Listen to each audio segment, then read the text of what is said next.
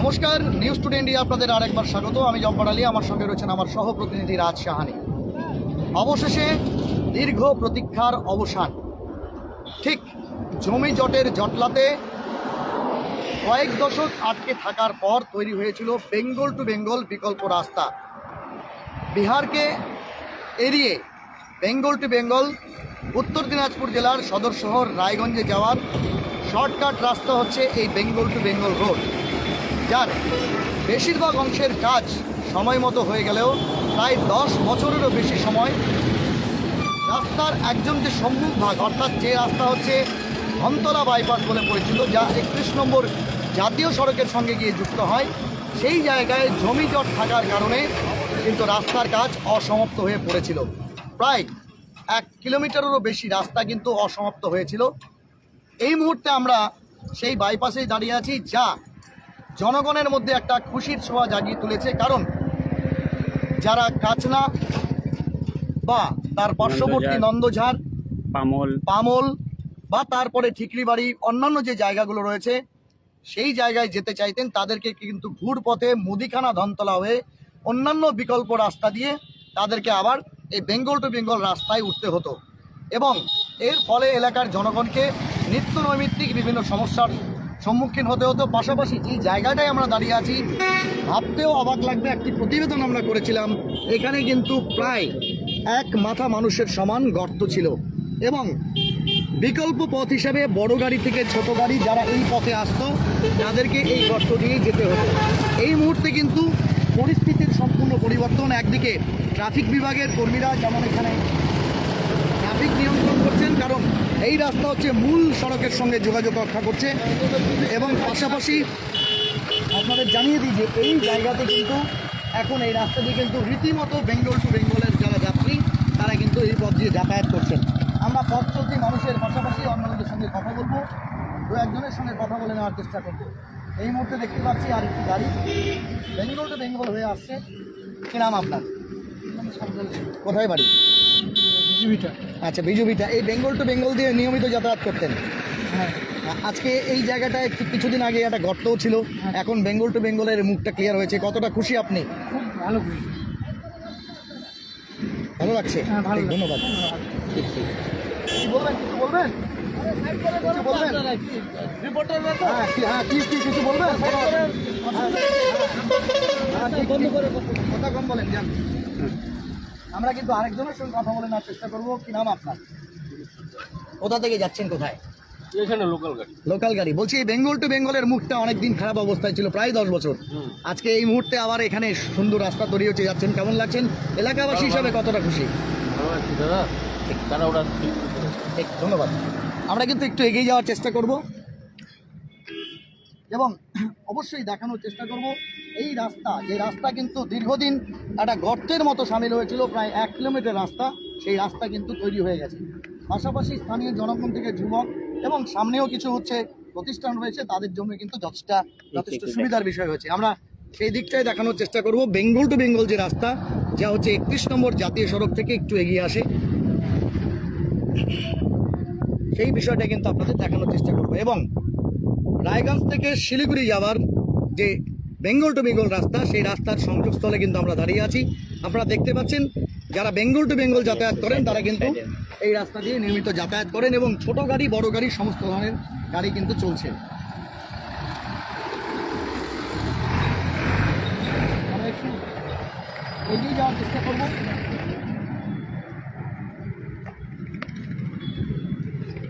যদিও এই রাস্তায় বড় গাড়ি এবং ছোট গাড়ি চলে, সব থেকে বড় কথা হচ্ছে এই রাস্তা তৈরি হলেও রক্ষণাবেক্ষণ যে একান্তই প্রয়োজন আছে, সেটা কিন্তু আমরা একটু দেখাবো।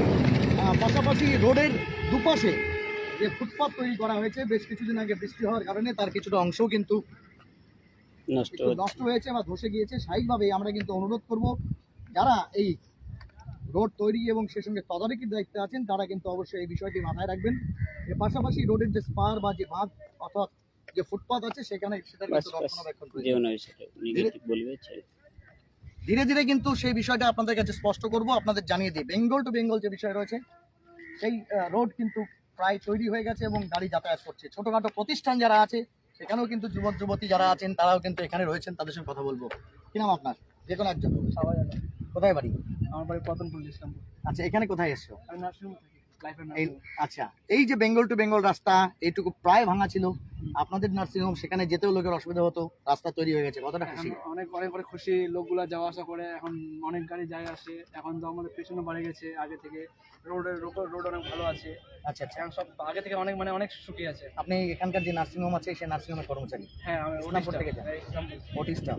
কি নাম আপনার? সাবাজার। শাহবাজ। আমরা কিন্তু স্থানীয় এক নার্সিংহোমের যারা রয়েছেন তাদের সঙ্গে কথা বলার চেষ্টা করলাম। পাশাপাশি আমরা দেখতে পাচ্ছি এই রাস্তা খারাপ থাকার কারণে কিন্তু এই জায়গায় যে প্রতিষ্ঠান বা ছোটোখাটো পসরা গড়ে ওঠার একটা সম্ভাবনা ছিল, সেটা এই গর্ত থাকার কারণে কিন্তু সেটা হয়ে ওঠেনি। কিন্তু এই মুহূর্তে আপনারা দেখতে পাচ্ছেন এই বেঙ্গল টু বেঙ্গল যে রোড, সেই রোডের যে সম্মুখভাগ ধনতলা বাইপাস এলাকা, সেখানে কিন্তু ছোটোখাটো প্রতিষ্ঠানও ধীরে ধীরে গড়ে উঠছে। পাশাপাশি এই বেঙ্গল টু বেঙ্গল রোডের পাশে যারা থাকেন তারা কিন্তু আগামী দিনে ছোটোখাটো প্রতিষ্ঠান করে নিজেদের কর্মসংস্থানের কথা ভাববেন। আমার সহপ্রতিনিধি রাজ সাহানি আছেন, তিনি হিন্দিতে পুরো বিষয়টি আপনাদের তুলে ধরার চেষ্টা করবেন। রাজ। बिल्कुल सही जब्बार, आपको बता दे जो बेंगोल टू बेंगोल यह जो रास्ता है तैयार किया गया था, बेंगोल टू बेंगोल जाए किशनगंज या फिर बिहार होके जिनको जाने में असुविधा होती है, या फिर डालकोला जाम जानते हैं, विश्वविख्यात डालकोला जाम, उसको जो है पार ना करना पड़े, इस कारण से यह बेंगोल टू बेंगोल रास्ता बनाया गया था, जिससे हर स्तर के लोग, पॉलिटिकल हो, प्रशासनिक हो, हर लोग जो है इसी रास्ता को अपनाते थे। लेकिन यह जो मोड़ है जहाँ पर जो है इस बेंगोल टू बेंगोल रास्ते की शुरुआत होती है, एक तो बोतलबारी जो कि करंदगी ब्लॉक में है, और दूसरा जो है यह इस्लामपुर ब्लॉक के गायसाल जो या फिर धनतला जो बाजार है, ठीक उससे पहले यह जो बेंगोल टू बेंगोल बाईपास रास्ता जिसका शुभारंभ होता है, ठीक सामने के ही 1 किलोमीटर रास्ता जो है पूरी तरह से जो है किसी जमीन की समस्या को लेकर या फिर किसी और समस्या के लेकर जो है पिछले 10 साल से तैयार नहीं की गई थी। अगर कोई इस रास्ता से गुजरना चाहे तो नहीं कर पाते थे छोटे छोटे गाड़ियों को लेकर, क्योंकि यहाँ पर जो गड्ढा तैयार हो गया था वह जो है एक आदमी के बराबर 5 फुट 6 फुट गहरा गड्ढा हो गया था। और प्रशासनिक या फिर प्रशासन और यहाँ के स्थानीय निवासियों के बीच कोई समझौता जो बात थी जमीन वगैरह को लेकर, जो विवाद थी वह नहीं सुलझ रहा था, जिस कारण से यहाँ पर जो कंस्ट्रक्शन का काम है वह भी, रास्ते का जो काम है वह भी नहीं किया जा रहा था। या इस रास्ते से ना जाने के कारण बेंगोल टू बेंगोल अगर कोई जाना चाहता था तो यहाँ पर जो और सब्स्टिट्यूट जो रास्ता है, जहाँ पर काफ़ी जो है छोटा रास्ता है, वहाँ से सिर्फ छोटी छोटी गाड़ियाँ ही जा सकती है, कोई बड़ा गाड़ी जो है इस रास्ते में प्रवेश नहीं कर पाती थी। उनको किशनगंज होकर जो है धर्मपुर के रास्ते से जो है बेंगोल टू बेंगोल रास्ता पकड़ना पड़ता था, जो कि लगभग 30-35 किलोमीटर लंबा पड़ जाता था। आपको बता दें यह समस्या जो है पिछले 10 सालों से चले आ रही थी, और फिर से जो है प्रशासनिक स्तर पर जो है उद्योग लेकर जो है इस रास्ते को तैयार किया गया है। महकुमा शासक, जिला शासक के उद्योग से जो है इस रास्ते को तैयार कर दिया गया है, और फिलहाल जो है इस रास्ते से गाड़ी की जो है यातायात वह शुरू हो गई है। स्थानीय तृणमूल नेतृत्व जो है उनकी भी सहयोगिता रही, डब्लू प्रधान हो या फिर जावेद अख्तर महाशय हो, सभी की उपस्थिति में जो जिला परिषद सदस्य जो है फरत बानो इसी इलाके से आते हैं। साथ ही साथ उत्तर दिनाजपुर जिले के तथा इस्लामपुर पौरसभा के पौर पिता कन्हैयालाल अग्रवाल महाशय के उद्योग से जो है इस रास्ते को पुनः चालू किया गया है। और यह जो रास्ता तैयार हुई है इससे जो है इलाके के लोग जो है काफ़ी खुश हैं, तथा सिर्फ इस इलाके के लोग नहीं बल्कि बंगाल तथा इस्लामपुर महकुमा के विभिन्न इलाके, इस्लामपुर महकुमा, चोपड़ा महकुमा के जो लोग हैं, साथ ही साथ रायगंज के जो लोग हैं जो कि इस एरिया में आते हैं या फिर सिलीगुड़ी जाते हैं, उन लोगों को भी जो है एक सुविधा नज़र आ रही है। इस रास्ते से होकर जाने में, यातायात करने में काफ़ी सुविधा आ रही है। तथा देख पा रहे हैं रास्ता जो है काफ़ी अच्छा बनाया गया है, नया रास्ता है। हाल ही में जो है यहाँ पर जो है फुटपाथ के लिए मिट्टी लगा, फुटपाथ की जो समस्या है उसमें जो है मिट्टी अभी दिया गया है, और वर्षा का मौसम चालू होने के कारण वह जो मिट्टी जो है फिलहाल निकल जा रही है, इसको भी देखना बहुत जरूरी है। लेकिन आपको बता दें यह बंगाल टू बंगाल जो रास्ता तैयार हो गई है, इससे जो है आम जनता को काफ़ी सुविधा भी मिलेगी। हम लोग हमेशा चाहते हैं कि सिर्फ निगेटिव खबर या फिर समस्या को ही नहीं बल्कि सरकार के द्वारा विभिन्न जो समस्याओं का समाधान किया जा रहा है, डेवलपमेंट का काम हो रहा है, उन सब कामों को भी जो है आम जनता तक पहुंचाना हमारा कर्तव्य है।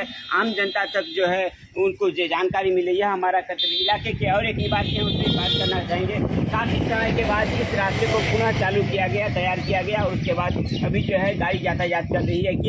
क्या सुविधा हो रही है आपको? सबसे पहले तो न्यूज़ टुडे इंडिया को धन्यवाद देना चाहूँगा कि जो धनतोला बंगाल टू बंगाल बाईपास तकरीबन 20 साल तक, यानी मेरा जो उम्र है, पहली बार ये हुआ है। तो सबसे पहले मैं हमारे गैसोलन प्रधान को थैंक यू कहना चाहूँगा, क्योंकि उसका कड़ी मेहनत और लगन के वजह से ये काम हो पाया है।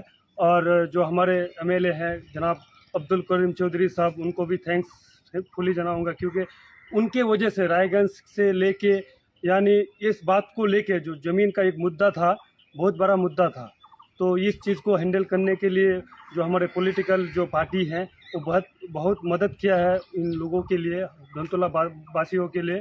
और पेमेंट करने के बाद ये काम रेडी हो गया है।